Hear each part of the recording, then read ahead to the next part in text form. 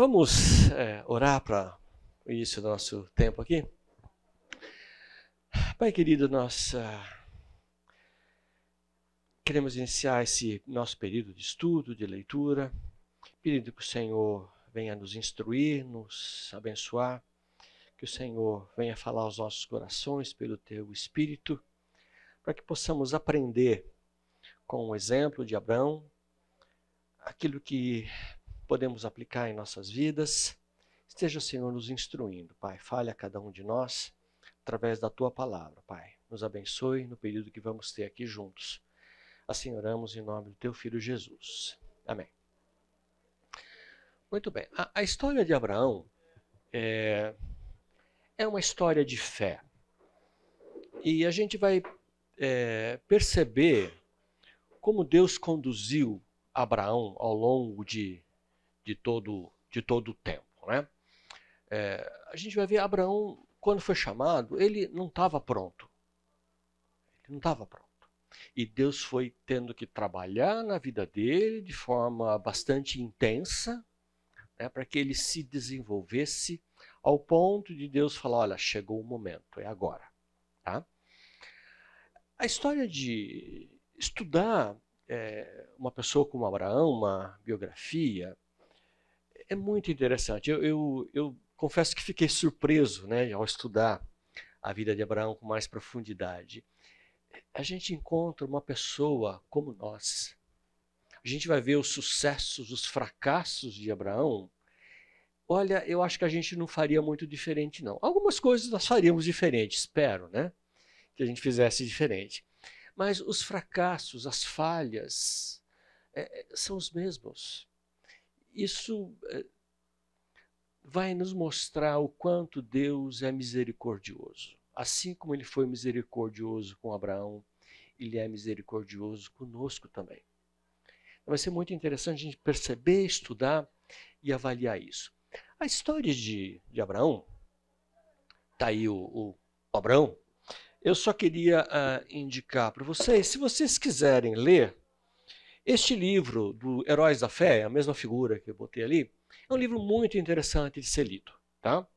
Se quiserem ler Heróis da Fé, Abraão, O Homem Destemido, de Charles Swindoll.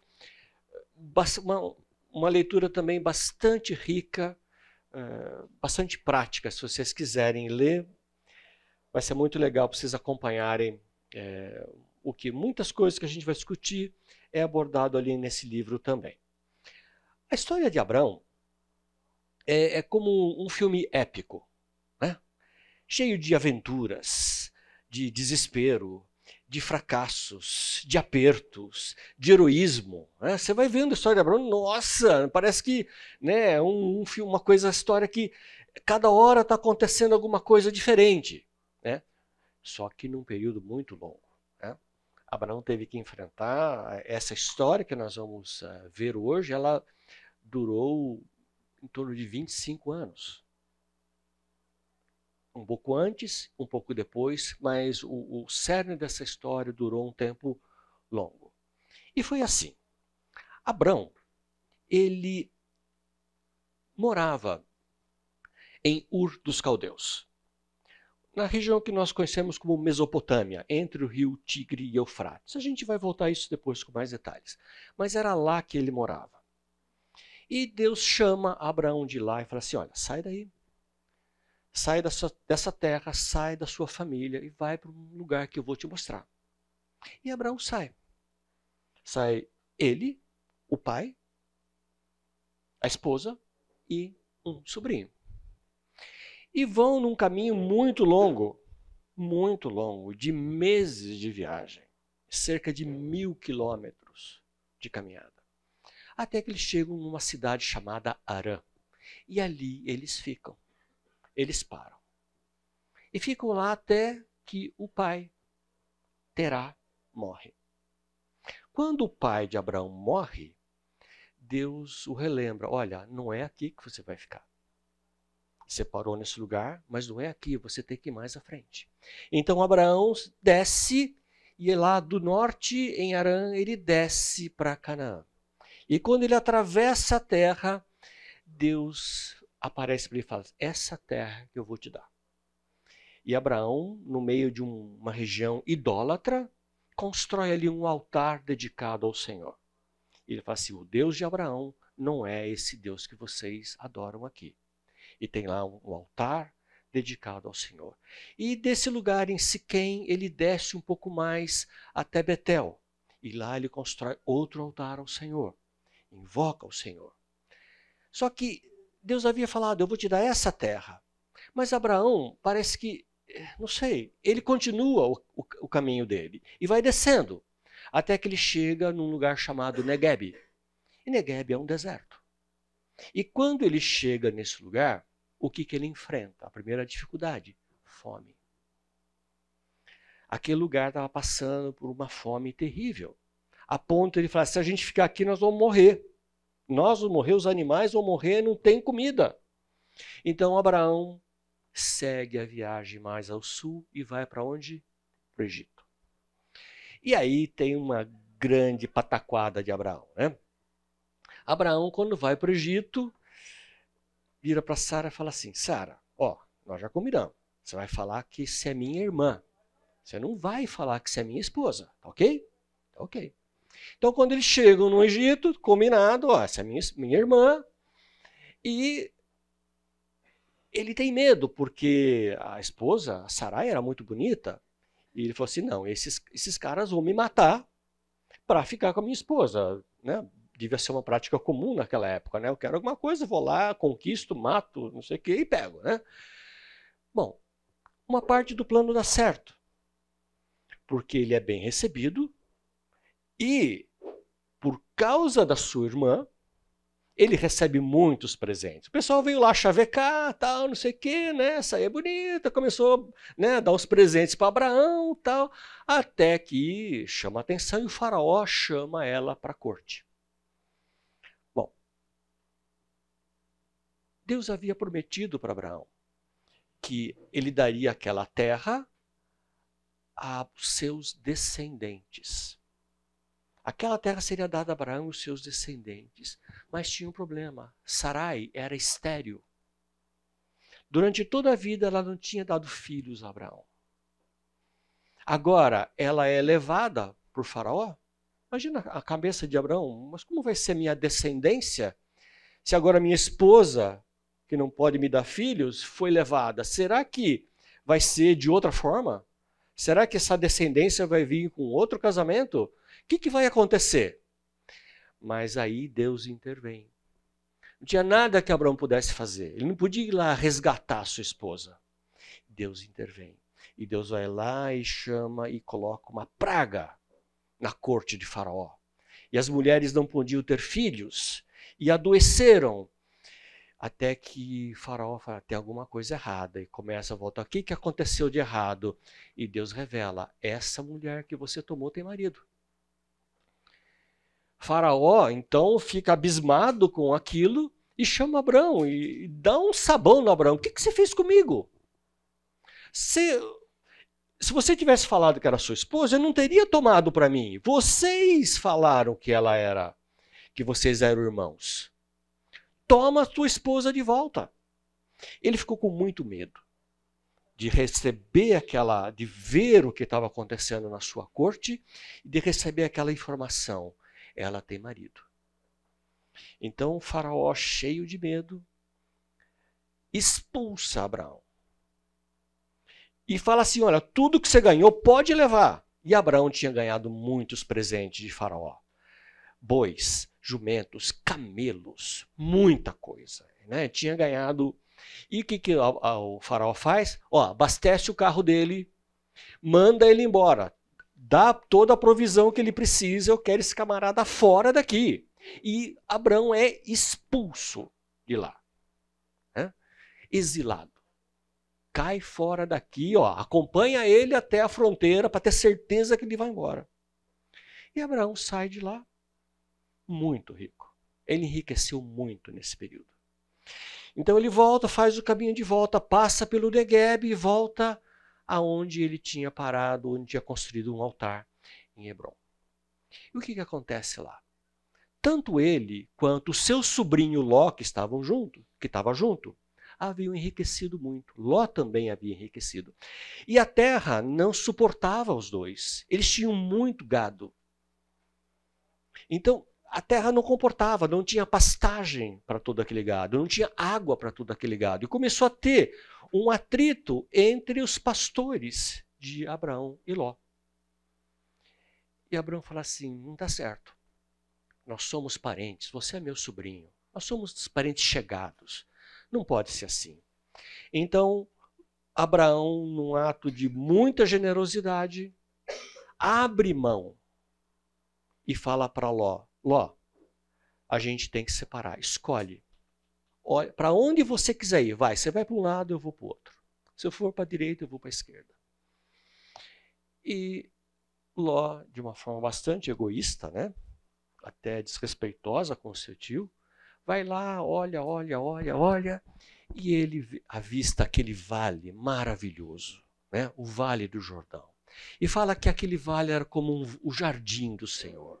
Era uma maravilha, como o rio do Egito, verde, viçoso, abundante. Ele fala: é para lá que eu vou, né? É para lá que eu vou. Péssima decisão para ele. Porque na sequência fala assim: os homens daquelas cidades eram maus e perversos. Bom, é para lá que ele foi. Quando Ló escolhe egoisticamente o melhor lugar e se separa, Deus volta a falar com Abraão. Percebe que Deus só o chamou depois que o pai morreu e volta a falar com ele depois que Ló se aparta, né? Porque Deus havia chamado Abraão sozinho, não com apêndices. Né?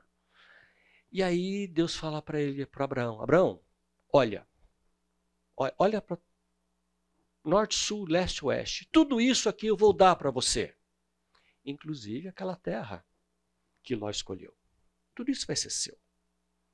Você não abriu mão, vai ser seu. Muito bem. Então tem essa condição. O que acontece na sequência é toda aquela região, todo aquele vale, ele estava num tumulto, numa agitação social muito grande. Aqueles reis do vale eram submissos a um rei mais poderoso, uma confederação de reis. Só que bem naquela altura eles resolveram se rebelar. Se rebelaram. Bom, não vamos mais servir vocês. E este rei mais poderoso, para cima de mim, não. Né? Ele junta todos o seu exército, né? Demora um ano para ele fazer isso, pega todos os seus aliados e vem como um rolo compressor, varrendo a terra, conquistando cidade após cidade, terreno após terreno. E quando ele chega ali no vale, onde estava a cidade de Sodoma, né? Os reis de Sodoma, Gomorra e mais 3 cidades aliadas se posicionam em guerra contra o rei Kedorlaomer, que era o rei poderoso. E não dão conta do recado, não. Né? São esmagados. A ponto de alguns morrerem, outros fugirem para os montes. Né? E Kedorlaomer invade, saqueia a cidade de Sodoma, captura todos os bens, todo o mantimento e todas as pessoas. E leva cativos. E quem é que estava lá no meio? Ló. Ló estava lá no meio. Porque ele que habitava no vale, já tinha ido para dentro da cidade. Alguém que fugiu, correu lá contar para Abraão. Abraão, olha, Ló foi levado cativo.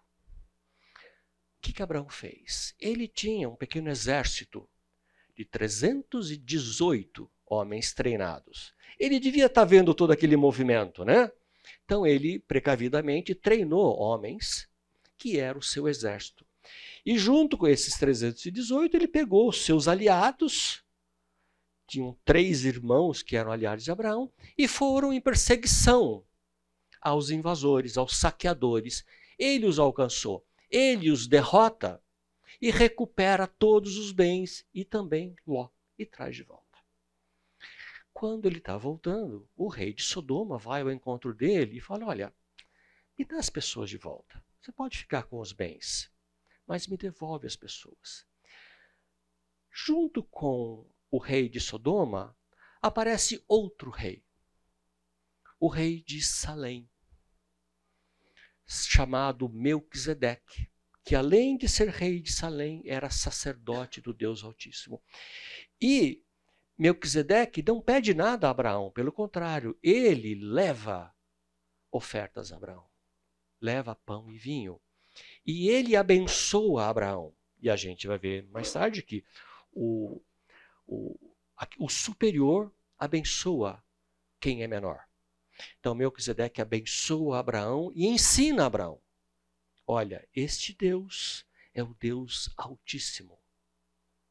E esse Deus Altíssimo é criador do céu e da terra. Um conceito que Abraão vai usar logo na sequência, quando ele volta a conversar com o rei de Sodoma. E ele fala mais, olha, e bendito seja o Deus que deu esta vitória para você. Quer dizer, Abraão percebe que não foi ele que conquistou. Não foi ele que salvou Ló, mas Deus é que esteve guiando e dando a ele a vitória. Mais um aprendizado para Abraão. Depois desse evento, Deus aparece de novo e fala com Abraão. E fala assim, Abraão, não se preocupa. Eu vou ser o seu escudo e a sua recompensa. Veja, Abraão, ele não ficou com aqueles bens que ele recuperou. Ele devolveu ao rei de Sodoma. Seria um direito dele ficar, mas ele devolve ao rei. Eu não quero nada seu.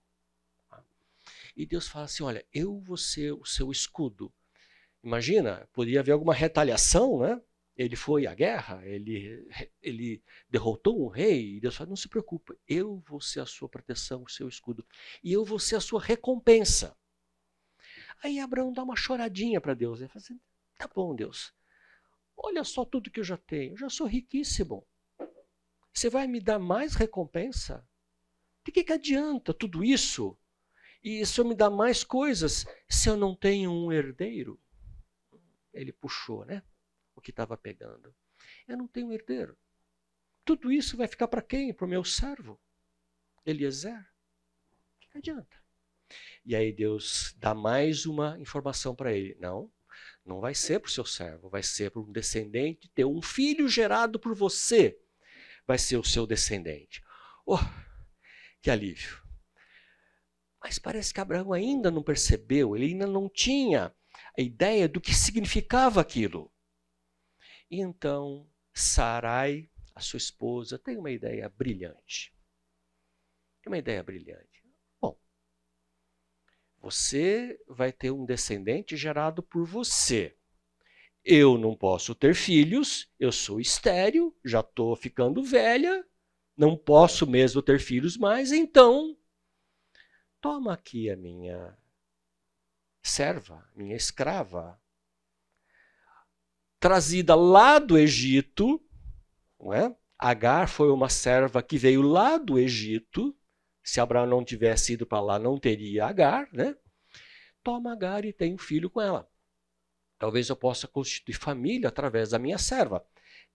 Talvez uma ideia de que o meu servo tem um filho, é meu, né? Bom, e Abraão, que não era tonto nem nada, bom, já que você insiste, né? Já que você está falando, vamos lá, né? Vamos ter um filho com essa Agar, né? E vai lá e tem um filho com Agar.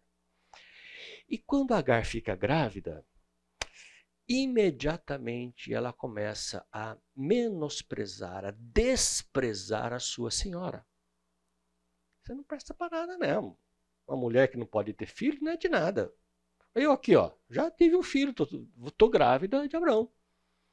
Começou a desprezar. E então Sarai fica muito brava e vai lá em Abraão. Ó, Abraão, é culpa tua essa história, né?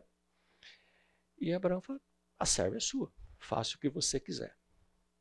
E Sarai faz, judia da menina, judia de Agar, maltrata Agar, a ponto dela fugir. Fugiu para onde? Para o deserto. Ela ia morrer. Só que Deus a encontra. O Senhor vai ao encontro dela e fala assim, não, você está grávida e o seu filho vai se chamar Ismael. volta para a tua senhora, se humilhe diante dela, porque eu tenho planos para vocês.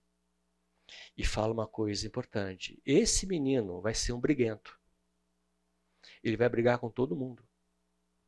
Ele vai viver em pé de guerra com todo mundo.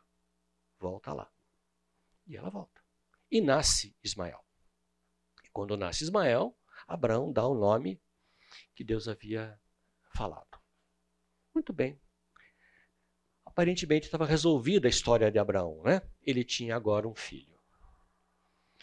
Bom, passam 13 anos, e agora Abraão tem 99 anos. Quando ele tem 99 anos, Deus chega para ele e fala assim, chegou a hora. Chegou a hora de se cumprir aquilo que eu venho te falando.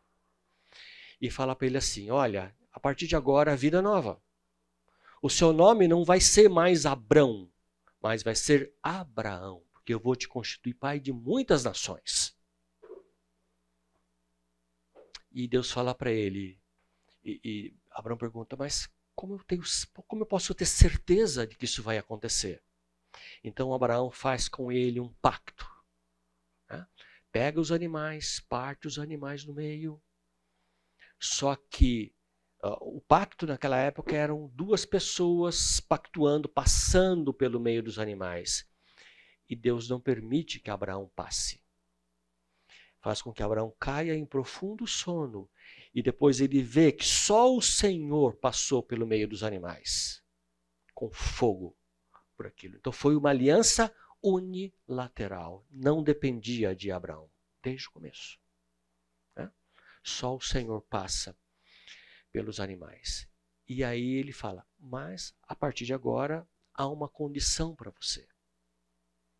Nessa aliança, a partir de agora, você vai ter que, como sinal de obediência, você vai ter que ser obediente. E o sinal vai ser a circuncisão de todo menino da sua casa, de todo homem que estiver na sua casa. O nascido ou o comprado, todos vão ter que ser circuncidados como sinal. Essa é a tua parte na aliança. E mais, Sarai, também vida nova para Sarai. Ela a partir de agora vai se chamar Sara. E eu vou voltar na primavera e ela vai ter um filho. Abraão dá uma risadinha, né? Nós vamos ver o que foi essa risadinha de Abraão mais à frente. Mas Abraão dá uma risadinha e fala assim, Senhor, vou fazer o seguinte, vamos simplificar a história. Eu já tenho Ismael, permite que Ismael seja o meu herdeiro. Tá? Eu já estou velho, eu vou fazer 99 anos, minha esposa está perto dos 90. Tá certo isso, né? E Deus fala, não. Você vai ter um filho com Sara. Ele vai ser o descendente. A minha aliança vai ser estabelecida com o seu filho com Sara. Agora, já que você pediu, eu vou atender o seu pedido. Eu também vou abençoar Ismael. Já que você pediu, também o abençoo. Bom, passa-se um tempo. Em poucas semanas depois, o Senhor aparece novamente. Agora ele aparece acompanhado de 2 anjos. E Abraão vê 3 homens caminhando. E ele já tinha conhecimento suficiente para saber que daqueles homens, um era o Senhor. E ele vai e se prostra. E prepara para eles um banquete muito grande. E os trata bem. E ao final daquele tempo, eles estão ali comendo. E o Senhor fala assim, para onde é que está Sara? Está ali na tenda, escutando atrás da porta. Né? Ela estava lá. Olha, eu vou voltar daqui 1 ano e ela vai ter um filho. Aí quem riu foi Sara, né? Que estava escutando atrás da porta. Vamos lá, né? Eu estou com 90 anos, nunca tive um filho. Já estou na menopausa há muito tempo. Não tem como eu ter um filho, né? E Deus, assim, por que ela riu? Não, ela mente, né? Ela fica com tanto medo que ela mente. E ele fala assim: existe alguma coisa impossível para o Senhor? Você vai ter um filho. Ok. Bom, depois disso, tem aquele evento da destruição de Sodoma. Quando eles seguem viagem, os dois anjos vão à frente, eles avistam o vale, e o Senhor fica para trás, fica puxando conversa com Abraão, né? E Abraão, naquela coisa, Senhor, vamos lá, o Senhor não vai fazer uma coisa dessa, né? Longe de ti matar o justo com o ímpio. E vem aquela negociação, né? E se tiver 50 justos na cidade, você vai destruir? Não, se tiver 50, não destrua. E se faltar 5 por 50? Não. Se tiver 45, não destrua. E Abraão vai, né, tomando, né? Tá bom, Senhor. E se tiver 40? Não, não destrua se tiver 40. Já falei bastante, mas deixa eu falar mais uma vez. Se tiver 30? Por amor aos 30, eu não destruo a cidade. E se tiver 20? E se tiver 10? Não, se tiver 10, eu não destruo a cidade. Em quem que Abraão estava pensando ao interceder pela cidade? No sobrinho, em Ló. Ló estava lá. Ele estava tentando salvar Ló, que vivia na... Você pensou, Ló, a esposa, 2 filhas, os noivos, 6, deve ter mais alguém, 10, acho que escapa, né? Bom, e os anjos descem e tem toda aquela história horrível, né? Dos homens da cidade tentando abusar dos homens, e os anjos se livram e, bom, acontece a destruição de Sodoma. No dia seguinte, Abraão vai ao lugar que ele teve com o Senhor e olha o que ele vê: o vale em chamas. Não tinham 10 justos. Não tinham 10. O que será que aconteceu com Ló? Naquele momento ele não sabia. Então ele sai dali e vai para uma região chamada Gerar. E ali o rei era Abimeleque. Não dá para acreditar, Abraão faz a mesma coisa. Sarai, fala que você é minha irmã, tá bom? Porque senão eles vão me matar para pegar você. E chegam lá, dito e feito. O rei, que não podia ver carne nova no pedaço, manda para cá, vai fazer parte da minha corte. Né? E naquela noite, o Senhor aparece a Abimeleque em sonho e fala assim: você vai morrer. Você e todos os seus, vocês vão morrer, porque essa mulher tem marido. E Abimeleque, não, pera lá, mas eu não sabia, eu fiz de boa intenção. Eles falaram que ela era irmã, né? E de manhã ele chama os seus conselheiros e todo mundo fica apavorado com aquela história. Quem esse Deus que aparece em sonho e que fala e nós vamos morrer? E chamam Abraão. Cara, o que você está fazendo? E Abraão, sincerão, fala assim, sabe o que é? É que vocês são tudo uns ímpios, né? Vocês são tudo, vocês não temem a Deus, então eu achei que vocês iam me matar por causa da minha esposa. E Abimeleque fala assim: toma a tua esposa de volta. E pegou presentes, né? Bois, animais, e deu de presente para Abraão. Olha, vamos selar as coisas aqui, toma a tua esposa de volta, toma presentes. Sarai, tô aqui 1000 ciclos de prata para você, como testemunho de que você não tem culpa nenhuma nessa história. Bom, e saem os dois ali, só que dessa vez Abimeleque não escorraça Abraão, né? Abraão, ó, tá aí toda a terra, escolhe onde você quiser ir, só não chega muito perto não, tá?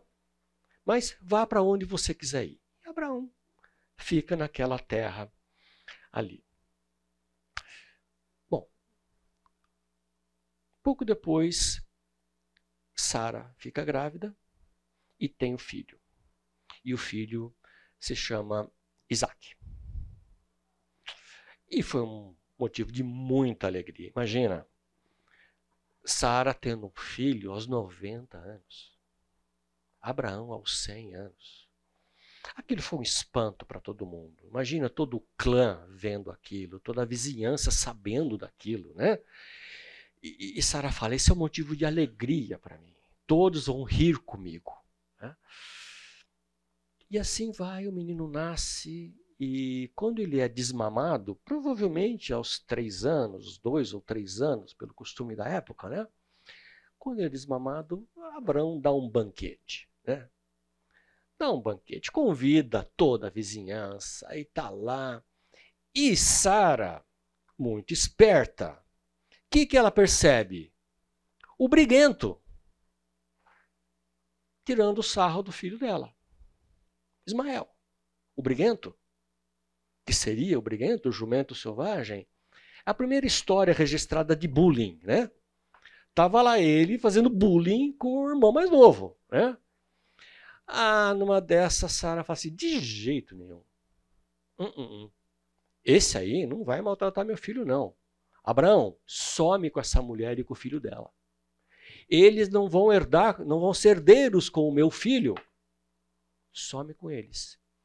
E Abraão fica muito chateado, porque era um filho dele, ele gostava de Ismael. E aí Deus vem e fala assim, Abraão, não fica chateado. Faz o que Sara está pedindo, porque eu vou cuidar dele.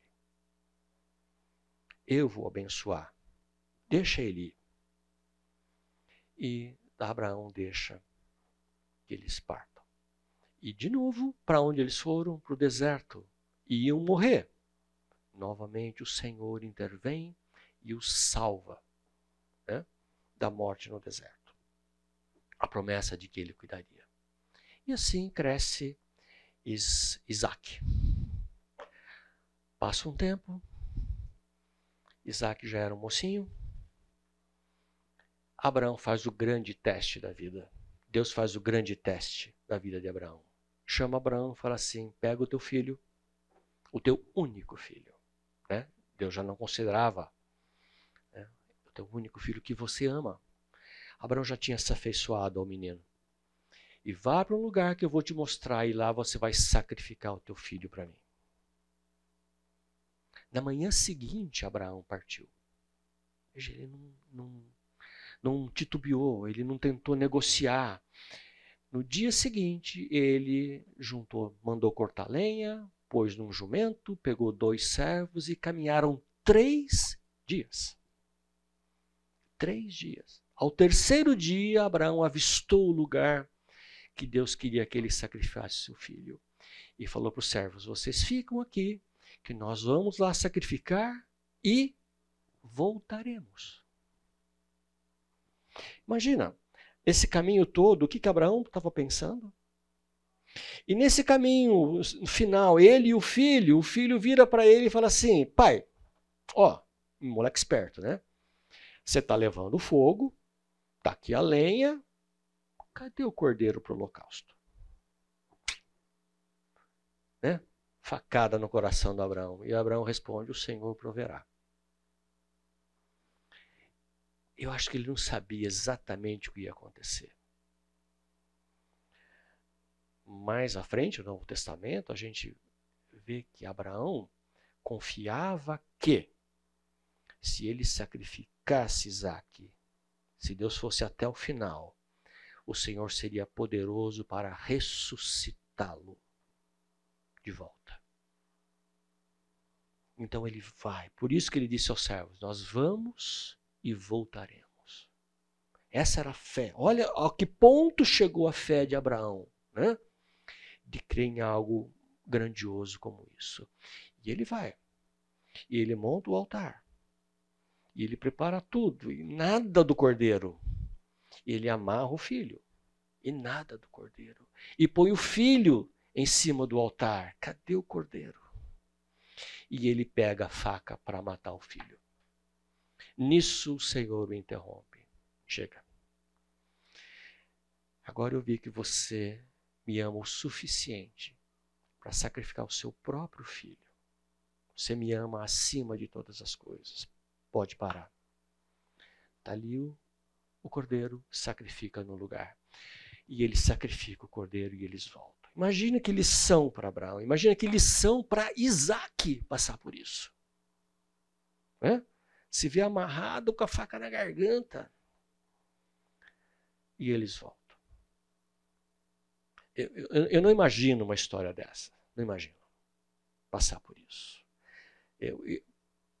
Talvez eu não saísse de casa. Eu nem ia me importar de cortar lenha. A minha fé não iria tão longe. Conta de Abraão. Jamais eu pensaria em sacrificar. Mas foi assim que Deus testou Abraão. Né? E aí eles voltam e seguem a vida. E mais à frente, uns anos se passam. Sara morre. Abraão compra ali uma terra. Ele era um nômade, ele não possuía, não tinha propriedades ali. Ele finalmente compra um campo, compra a caverna de Macpela e lá ele enterra Sara. Segue um pouco mais de tempo. O filho dele, Isaac, já estava com 40 anos. Também, né? Por que esperar tanto tempo? 40 anos, e aí Abraão fala assim, chama o servo, precisamos arrumar uma esposa para ele. Mas fez o servo prometer, você não vai deixar meu filho casar com nenhuma mulher deste lugar. Porque ele via como eram aqueles povos que estavam ali. Você vai na minha terra, você vai lá na minha parentela, no meu parente, e lá você vai buscar uma esposa para o meu filho. Alguém que sabe quem é o Senhor. E o servo vai, e aonde o servo chega? Na casa do irmão de Abraão, Naor. Naor tinha tido vários filhos com a sua esposa Milca. E dos filhos de Naor havia uma neta chamada Rebeca. E ele chega lá e Rebeca é apresentada. Né? O servo identifica Rebeca como aquela que o Senhor havia separado para Isaac. Uma história que nós vamos passar por ela mais à frente também. Então ele volta e eles se casam. Seguem a vida e depois chega o final. Abraão se casa novamente. Ele tem lá uma concubina, Quetura, tem filhos com essa concubina. Só que Abraão tinha aprendido mais um pouco.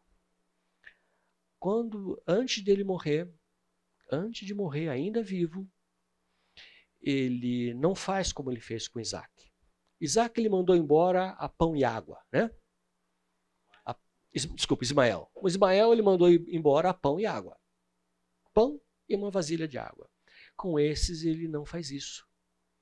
Ele dá a eles presentes, né? Uma boa grana, e manda eles para longe. Para longe. Vocês não vão conviver, vocês não vão herdar com Isaac. Mas vocês vão ter o suficiente para se estabelecer longe daqui. Então ele despede esses filhos para longe com uma boa provisão para se estabelecer e para viver. E aí Abraão morre e é enterrado naquela mesma caverna que ele havia comprado por seus 2 filhos, Isaac e Ismael. Interessante, né? Ismael vem para o enterro do pai. Ele vivia por ali, né? Embora em brigas constantes, né? E a gente vê isso até hoje, mas as consequências estão aí até hoje, né? Mas ali ele foi para o enterro do pai. Essa é a história de Abraão. Então, o que eu quis dar para vocês é uma visão geral do que nós vamos ver. Então, vocês acho que se lembraram, né, de todos esses eventos, às vezes alguma parte fica esquecida para a gente. Agora a gente vai passar do início, né? Como que esse Abraão foi chamado? O que aconteceu com ele? Tá? Então, o pano de fundo. Abraão vivia em Ur dos Caldeus. Esse lugar, como eu falei, era Mesopotâmia. E depois do intervalo eu continuo falando sobre Ur dos Caldeus. Tá? Vamos ver que lugar era esse, tá bom? Bom, como eu estava falando, então Abraão veio de Ur dos Caldeus, né, na Mesopotâmia. Ele viveu em torno de 2000 a 1800 a.C., né? Uma data razoável, em torno de 2000 a.C. Ele viveu na Era do Bronze, Era do Bronze Média, ou final da Era do Bronze. Então, isso nos dá uma ideia do tipo de artefatos que eles podiam ter, né? De artefatos agrícolas, de instrumentos de guerra, né? Eram de bronze, ainda não tinha o domínio do ferro nessa época, né?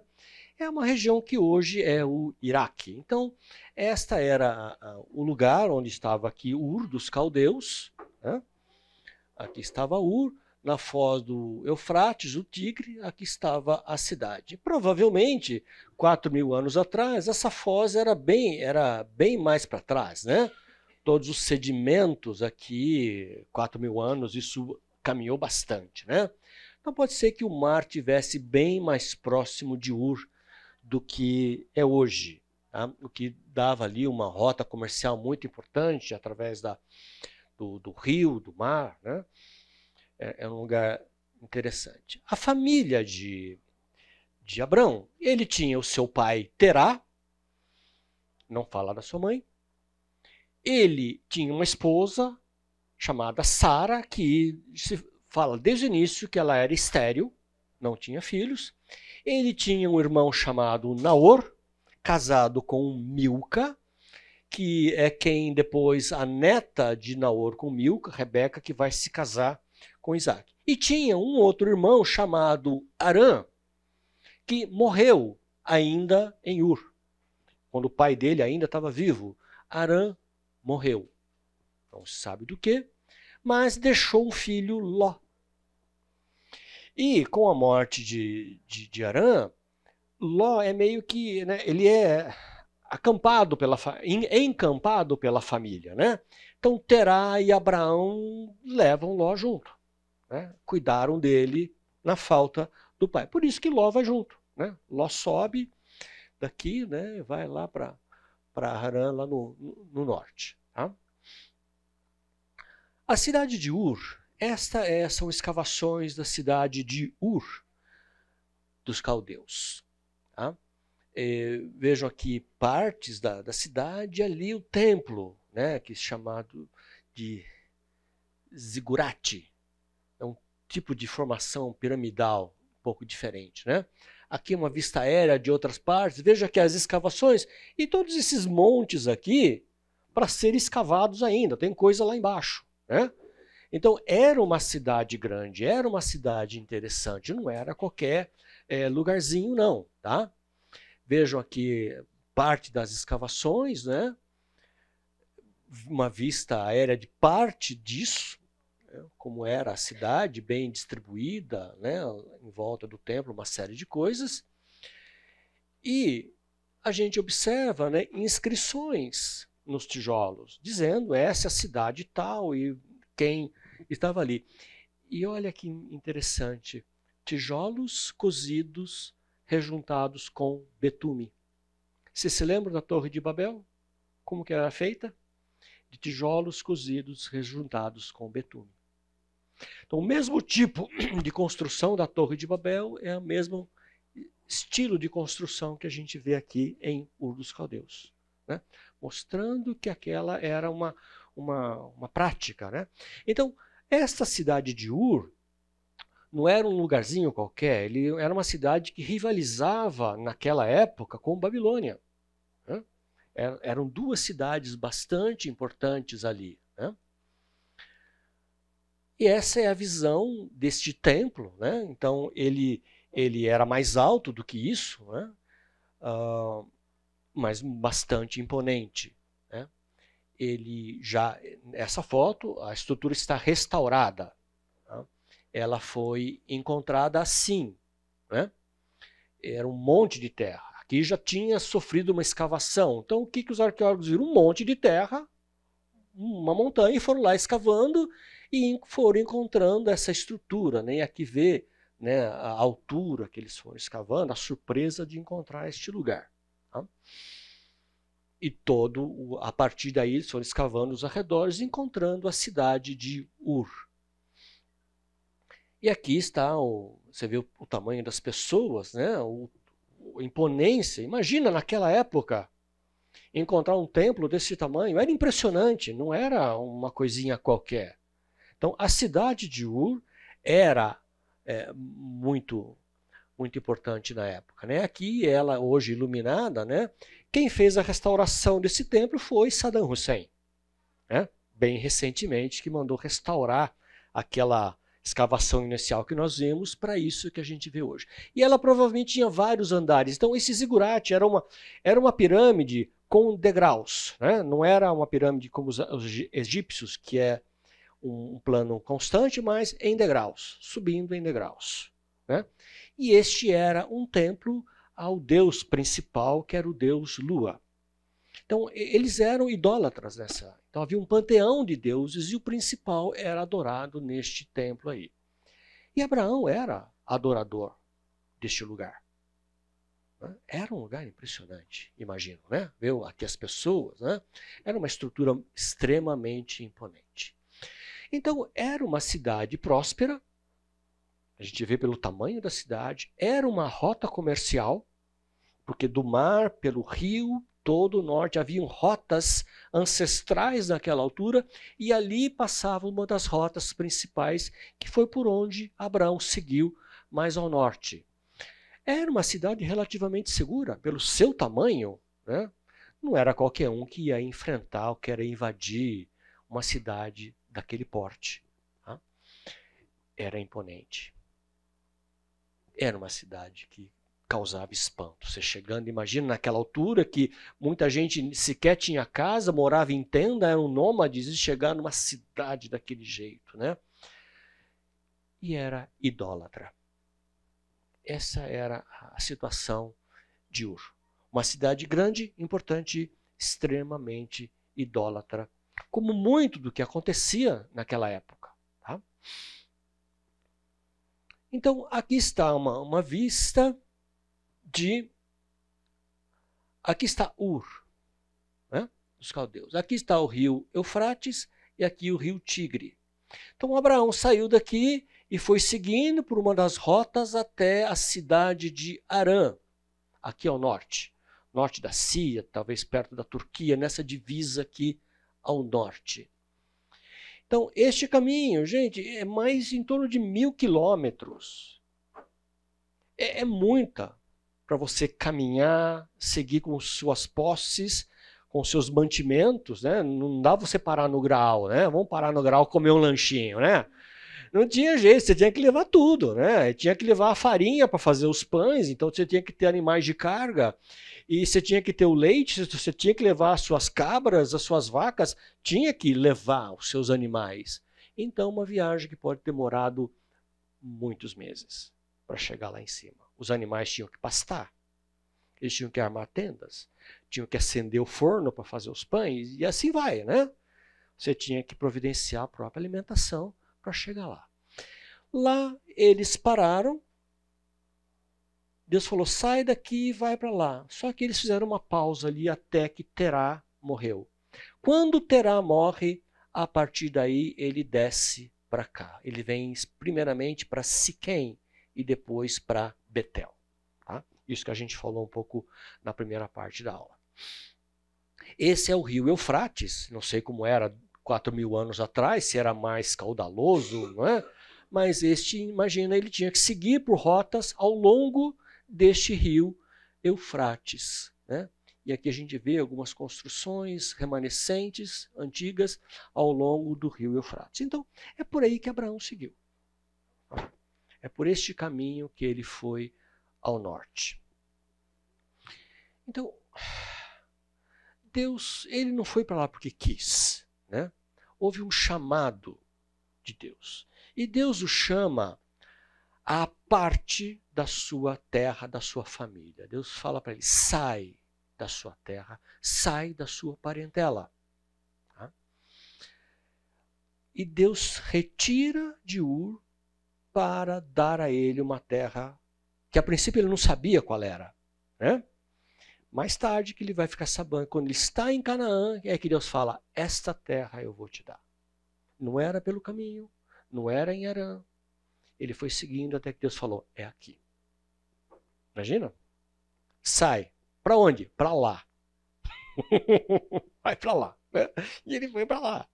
Né? Mas até onde eu vou? A hora que eu mandar parar, você para. Foi assim a história de Abraão. Né? Quando ele chegou em Canaã, Deus falou, é aqui. Tá? Então Deus ali faz grandes promessas para Abraão. E o que Deus promete para ele? Promete uma grande descendência, promete para ele dar uma terra, uma propriedade, alguém que era nômade, você vai ter uma propriedade, de você vai sair uma nação, não somente um clã, não somente uma propriedade, mas uma nação com identidade, com história. Né?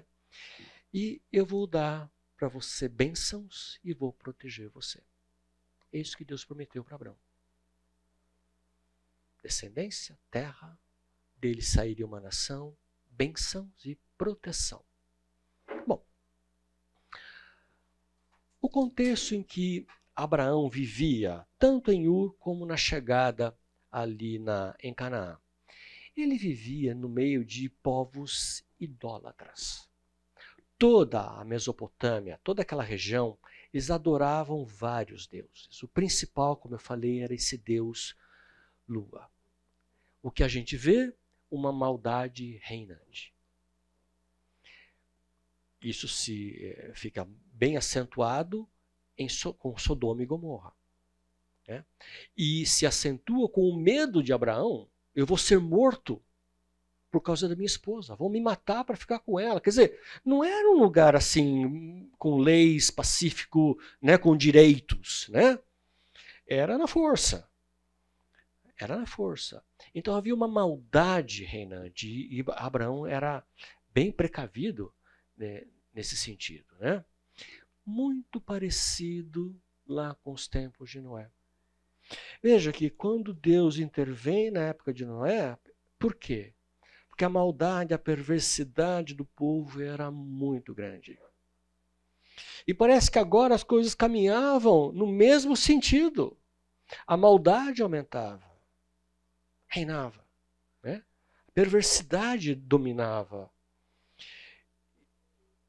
E agora? Ele já tinha prometido que não ia terminar de novo com o dilúvio. Né? O que Deus vai fazer? Aqui Deus começa um novo plano nessa história. Tá? Abraão também era idólatra. Se a gente pegar lá em Josué 24:2, alguém pode abrir Josué 24:2?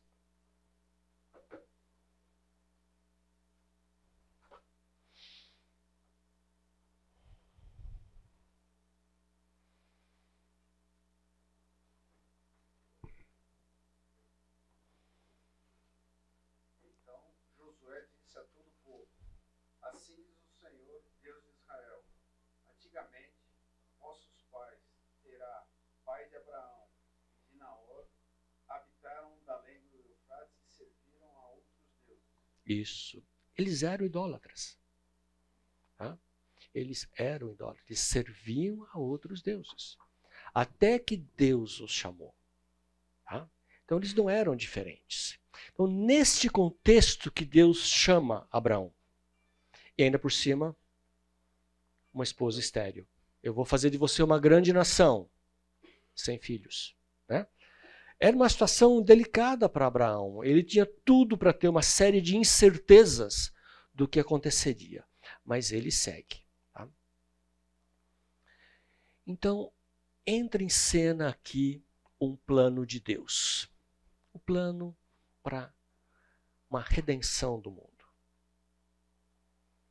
Vejo a humanidade indo para o mesmo caminho. O que Deus vai fazer? Ele coloca em marcha aqui com Abraão um novo plano. Que nós desfrutamos hoje.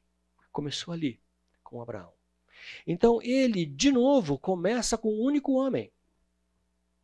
Né? Assim como Adão, Noé. Agora de Abraão, de você eu vou começar uma história nova. um novo povo. E através de você vai haver bênção para toda a humanidade. Então, por meio de Abraão, por meio dele, ele ia iniciar uma nação que seria bênção para todo mundo. Ali começou a história da redenção, com esse Abraão. Agora, por que Abraão? Por que Abraão? Precisa se perguntar, né? Ele era idólatra, a gente acabou de ver, como todo mundo. Ele havia se afastado dos ídolos, ele havia se tornado digno de Deus, ele buscava o Senhor. Não.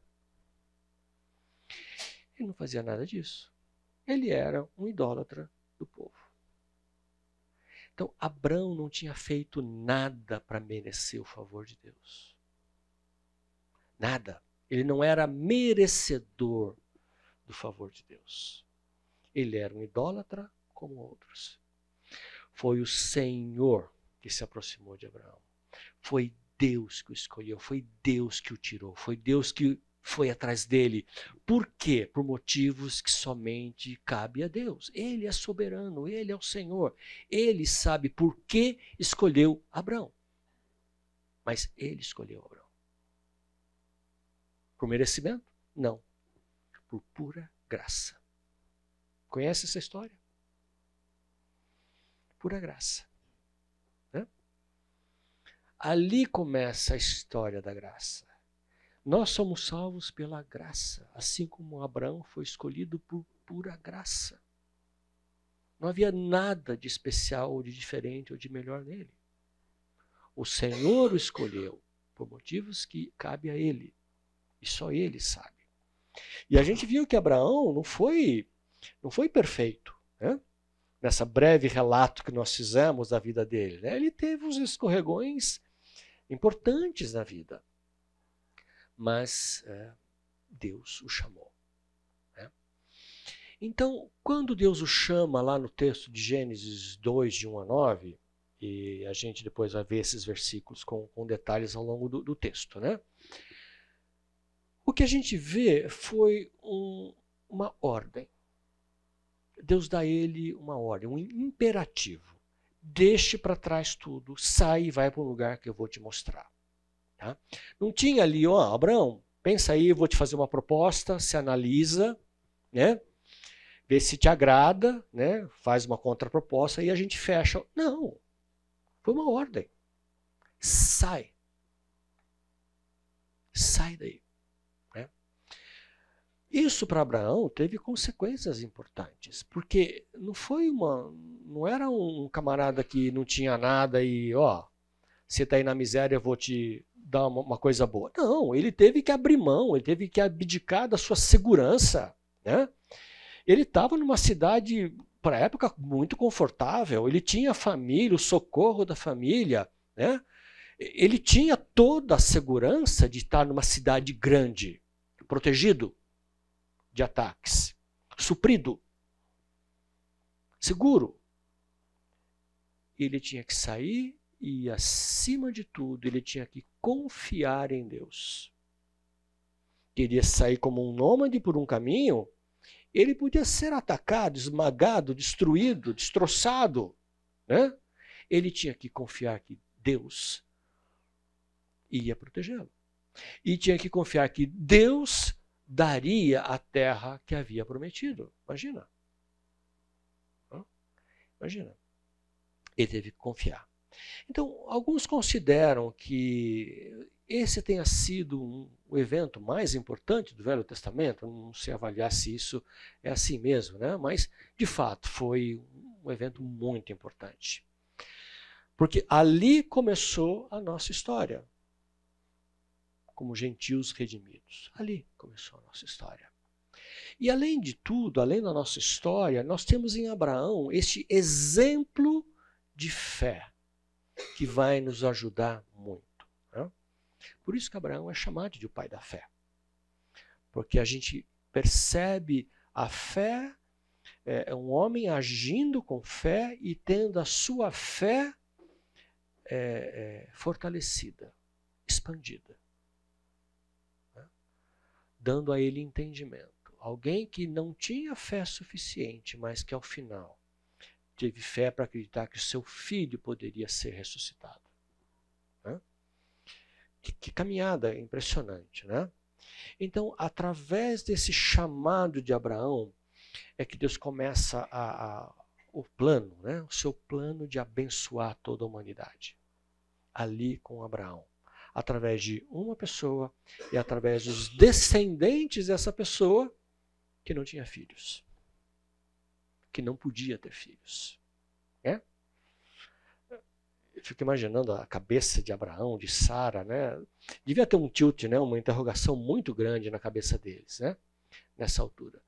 Mas era assim. E eles, contra todas as possibilidades, foram. Confiaram no Senhor. Né? Então, o chamado de Abraão, a gente vê ali em Gênesis 12, a partir do versículo 1. Ora, disse o Senhor a Abraão. Então, foi algo verbalizado, né?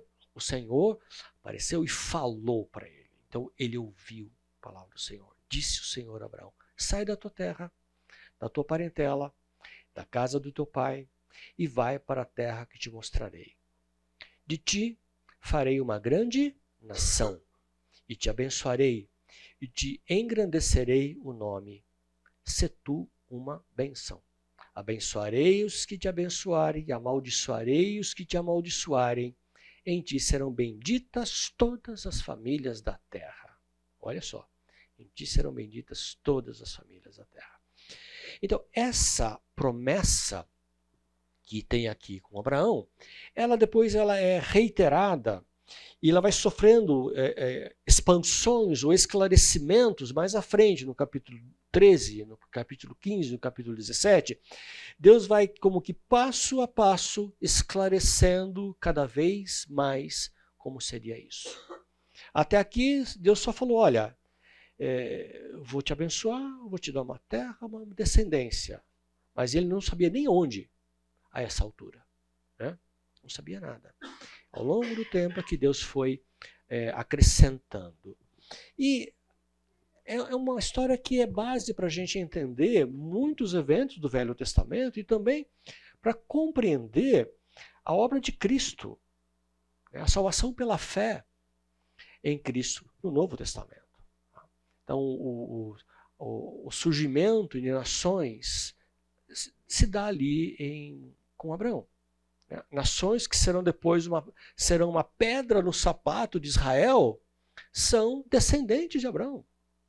Né? Filhos, sobrinhos de Abraão, que estão ali depois causando bastante problema. Tá? Gente, se vocês tiverem alguma questão ou dúvida, não sei se podem me interromper e perguntar, tá bom? Então, nesse chamado de Abraão, ele acontece desde a terra natal. Né? E ela tinha esse propósito de testar a fé e a obediência de Abraão, além de separar Abraão para um propósito. Então Deus estava ali trabalhando, não só ele individualmente, mas separando uma pessoa para um propósito, né? O santo, né? Um separado para uma tarefa, para um propósito. Ali ele estava separando Abraão. E ele recebe as promessas, terras, descendência numerosa, grandes bênçãos, que vão se cumprir basicamente depois que ele morre. Muita coisa ele não vê. Né? Muita coisa Abraão não vê. Ele não vê a posse da terra. A única posse que ele tem é aquela terrinha que ele comprou lá, o campo de Macpela. Mas a posse, ele fica sabendo, vai se dar somente no tempo certo, quando a maldade dos amorreus chegar no limite. Aí vocês vão ter a terra, daqui a 400 anos. Deus revela isso para Abraão. Ele sabia que ele não veria muitas coisas, né? E aqui Deus provou Abraão para ver o que ele amava mais. Se ele amava mais as suas raízes, se ele amava mais, né? Que nem o brasileiro que sai do Brasil e morre de saudade do pão de queijo, do arroz com feijão, né? Vamos ver se o Abraão ama mais as suas raízes, sua família, sua segurança, do que ao Senhor que o chama. E ele foi testado e provado ao longo de toda a sua caminhada, né?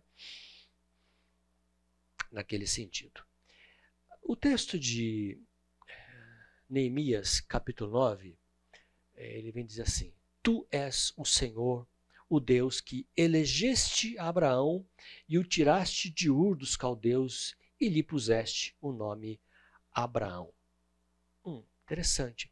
Porque veja, lá em Gênesis 12, quando o Senhor chama Abraão, ele estava, Gênesis 12, ele estava em Harã, após a morte do pai. Mas não foi ali o chamado de Abraão. O chamado de Abraão foi lá atrás, ainda em Ur. Ele não saiu de Ur porque o pai dele quis. O Senhor tirou Abraão lá de Ur, dos caldeus. E a gente vai entender isso melhor, esse chamado, no discurso de Estevão. Estevão, no martírio, ele ali, cheio do Espírito, o que ele revela a gente, né? Gênesis 7, 2. Estevão respondeu, Atos, o que eu falei? Atos, eu estou com Gênesis na cabeça. Atos 7, 7, 2, né?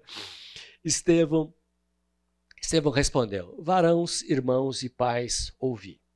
O Deus da glória apareceu a Abraão, nosso pai, quando estava na Mesopotâmia, antes de habitar em Harã, e lhe disse, sai da tua terra, da tua parentela, e vem para a terra que eu te mostrarei.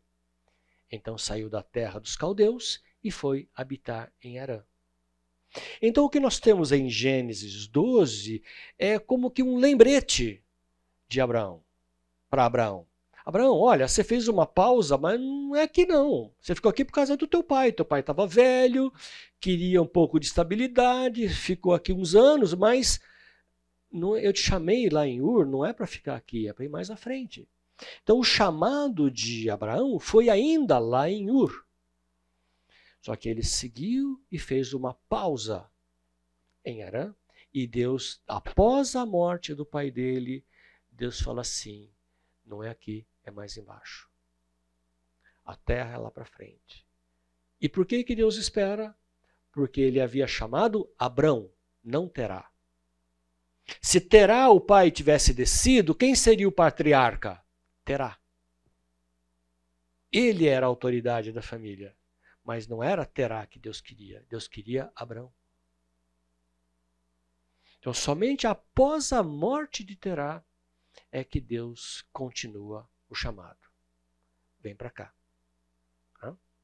Vem para cá. Então, quando fala que o Senhor apareceu, fala, o Deus da glória apareceu a Abraão, não é que Deus chegou a falar, eu sou o Deus da glória. É que Deus apareceu em glória a Abraão. Ele aparece numa demonstração de glória, como aquele Deus da glória. De uma forma que Abraão não teve dúvidas de quem estava falando com ele. Veja, ele era um idólatra. Como ele ia acreditar em qualquer coisa? Ele talvez acreditasse em tudo, né? Em todas as coisas, como talvez ele fosse até muito supersticioso, como eram as pessoas ali. Mas Deus apareceu de uma forma gloriosa que não deixou margem de dúvidas para ele, de que ele estava sendo efetivamente chamado para alguma coisa por um Deus verdadeiro. Um Deus que apareceu e que falou. Naquele zigurate que a gente mostrou, algum Deus falava lá em cima? Não. Era pedra, madeira e barro. Ninguém falava. Nenhum Deus falava. E quando o Senhor aparece em glória a Abraão e fala com Abraão, ele tem a certeza de que havia um chamado especial, né? E Hebreus vem nos esclarecer um pouco mais ainda sobre isso. Tá? Hebreus 11, 8. Pela fé, Abraão, quando chamado, obedeceu e dirigiu-se a um lugar que mais tarde receberia como herança. Mais tarde receberia como herança. Embora não soubesse para onde estava indo. Pela fé peregrinou na terra prometida, como se estivesse em terra estranha. Viveu em tendas, bem como Isaque e Jacó, co-herdeiros da mesma promessa. Pois ele esperava a cidade que tem alicerces, cujo arquiteto e edificador é Deus. Que interessante. A esperança de Abraão. Ele não sabia para onde ele estava indo. Isso a gente entende. A gente percebeu. Né? Sai e vai para onde? Para lá. Ele foi. Chegou lá em cima, não é aqui, é para cá. E ele foi. Né? E só quando ele chegou que Deus falou, é aqui. Mas Hebreus fala muito mais. Ele falou que ele andou como nômade em tendas. Ele não tinha uma cidade, ele não morou numa cidade, ele não foi para Sodoma. Ele não voltou para Ur. Ele não ficou numa cidade do Egito. Ele viveu em tendas. E o que ele esperava? Ele esperava a cidade que tem alicerces, cujo arquiteto e edificador é Deus.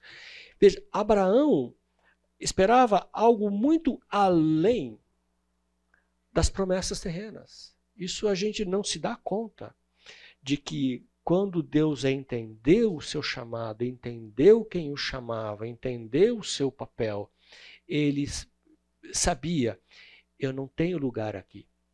Aqui eu não tenho lugar permanente. A minha vida é em tendas.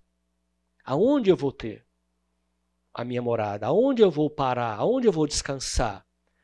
Na cidade que tem alicerces, cujo arquiteto é Deus. Ele esperava o futuro. Ele esperava a vida com o Senhor após a morte. Muito interessante isso. Muito interessante esse texto de Hebreus. Ele traz uma luz que a gente normalmente não vê na vida de Abraão. Ele não somente creu na promessa da descendência, da herança, da terra, da nação, mas também ele esperava algo muito além, que era a cidade eterna. Eu gostei muito de ver isso, de lembrar isso, de perceber isso na vida de Abraão. Né? Um chamado de Abraão. Ele não sabia para onde estava indo, mas foi, caminhou.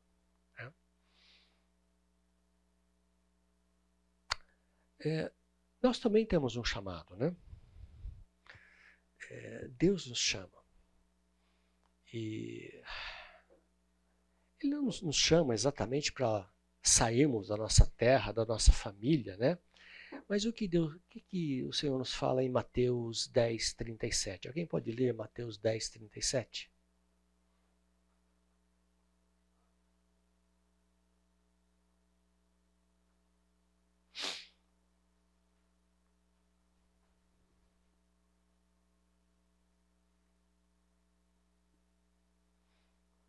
Quem ama seu pai ou sua mãe mais do que a mim, não é digno de mim. Quem ama seu filho ou sua filha mais do que a mim, não é digno de mim. 38. Quem não toma sua cruz e vem após mim, não é digno de mim. E mais um? Quem acha sua vida, perdê-la-á. Quem todavia perde sua vida por minha causa, encontrá-la-á. Isso. Quem a gente ama mais? Essa é a pergunta, né? Quem Abraão amava mais? Quem nós amamos mais? Nós somos chamados para andar com o Senhor. Quem nós amamos mais? As coisas que temos ou o Senhor? A ponto de abrir mão de algumas coisas para caminhar com o Senhor. Quem ama mais seu pai e sua mãe não é digno de mim. Quem ama seu filho e sua filha mais do que a mim não é digno de mim. É isso que o Senhor está falando. O nosso amor maior tem que ser para com o Senhor, para com Deus. Né? Não para com coisas ou pessoas. Elas não podem, coisas e pessoas não podem estar acima do nosso amor e da nossa dedicação a Deus. E foi assim que Abraão teve que seguir, foi isso que ele aprendeu. Tá? Então, quando Deus chama Abraão, não foi um bel prazer de Deus, não foi um capricho de Deus. Deus podia ter pego um camarada lá em Canaã, né? Por que pegar Abraão lá em Ur? Foi um capricho? Não foi mais do que isso, né? Não foi um teste arbitrário de Deus, de obediência, né? Foi, como eu falei, o início de um plano de bênção para toda a humanidade. A aliança com Abraão marca essa transição na redenção. O início de uma nova etapa. Através de Abraão é que viria o descendente. E nós vamos ver que quando Deus promete a bênção à sua descendência, a palavra é semente. Não significando muitos, mas um. Tá? E isso a gente vai ver, isso é detalhado mais no Novo Testamento, a gente vai chegar nesse ponto. Então, através de Abraão viria o descendente, que é Cristo Messias. Tá? Então, no caso de Abraão, o que Deus deu a ele não era uma informação completa, mas era o suficiente para que ele tomasse, vamos chamar de uma decisão razoável. Né? Ele tinha critérios para tomar uma decisão razoável. Vou ou não vou? Atendo ou não atendo? Bom, imagina se um Deus glorioso aparecesse para você e falasse com você, já seria um bom argumento para você ir, né? Mas para onde? Para lá. E ele seguiu. Tá? Então, o chamado foi vago. Ele não sabia de Canaã até a hora que ele chegou em Canaã. Né? Mas a verdadeira obediência, ela se contenta em ter ordens suficientes para a tarefa que você está fazendo. Assim como nós temos ordens e orientações suficientes para fazer determinadas coisas na nossa vida. Eu não sei amanhã, daqui um ano, daqui uma década, mas eu sei o que eu tenho que fazer hoje. Né? A palavra de Deus me diz o que fazer. Né? Então, nós também somos chamados. Né? E quando nós somos chamados, o nosso conhecimento não vai além do próximo passo. Né? O que vai ser de mim em dezembro? Eu sei. Né? Aonde Deus vai me ter ano passado? Ano que vem. Ano passado eu sei. Né? Ano que vem. Bom, já estou cansado. Então, Deus, com esse chamado, ele vem então fazer a promessa a Abraão. E a partir daqui a gente vai seguir mais na próxima aula, mas eu quero já apresentar a ideia aqui. Quando Deus promete, ele fala no versículo 2, né? Farei de você uma grande nação, o abençoarei, tornarei famoso o seu nome, você será uma bênção, abençoarei os que te abençoarem, amaldiçoarei os que te amaldiçoarem, por meio de você todos os povos da terra serão abençoados. Então aqui, percebam que o que Deus fala é incondicional a Abraão. Deus não diz para Abraão, olha, se você, eu. Deus não dá nenhuma condição para Abraão. Ele afirma. Qual a condição? 0. Ele fala assim, eu vou fazer de você um grande povo. Eu vou te abençoar. Eu vou tornar o seu nome famoso. Você vai estar na capa das revistas. Você vai aparecer na televisão. Você vai ser famoso. Né? Eu vou te abençoar e por meio de você os povos serão abençoados. Então, aqui inicia o que nós vamos abordar na próxima aula. O que Deus fala para Abraão foi incondicional. Ele não tinha que ter um pré-requisito para isso. A condição aparece só depois. Pai querido, muito obrigado, Senhor, pela tua palavra. Queremos aprender do Senhor. Nos ajude, Deus, a compreendermos e desenvolvermos a mesma fé que Abraão teve e aprendeu do Senhor, Pai. Seja conosco, nos conduza tementes ao teu nome, Pai. Assim oramos em nome do seu Filho Jesus. Amém.